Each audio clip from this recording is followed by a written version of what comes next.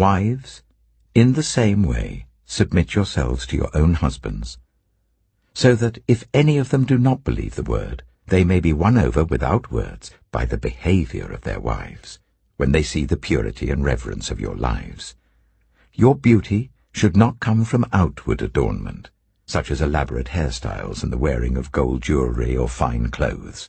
Rather, it should be that of your inner self, the unfading beauty of a gentle and quiet spirit, which is of great worth in God's sight.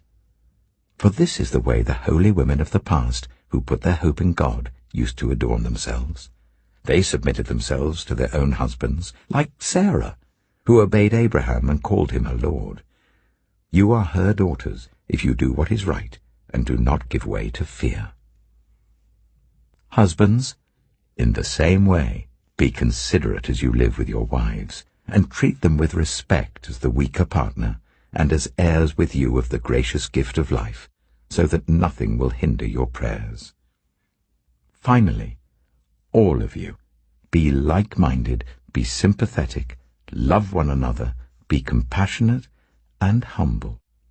Do not repay evil with evil, or insult with insult. On the contrary, repay evil with blessing, because to this you were called, so that you may inherit a blessing.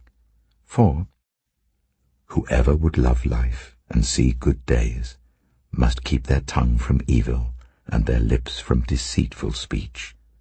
They must turn from evil and do good. They must seek peace and pursue it.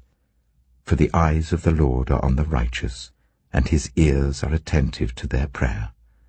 But the face of the Lord is against those who do evil. Who is going to harm you if you are eager to do good? But even if you should suffer for what is right, you are blessed. Do not fear their threats. Do not be frightened. But in your hearts revere Christ as Lord. Always be prepared to give an answer to everyone who asks you to give the reason for the hope that you have.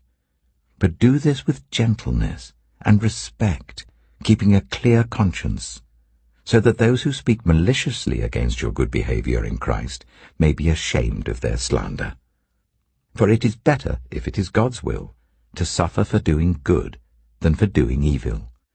For Christ also suffered once for sins, the righteous for the unrighteous, to bring you to God. He was put to death in the body, but made alive in the spirit.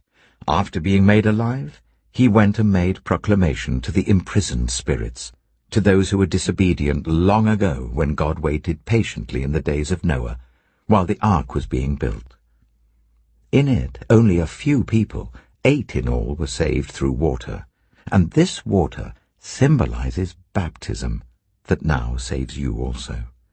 Not the removal of dirt from the body, but the pledge of a clear conscience towards God.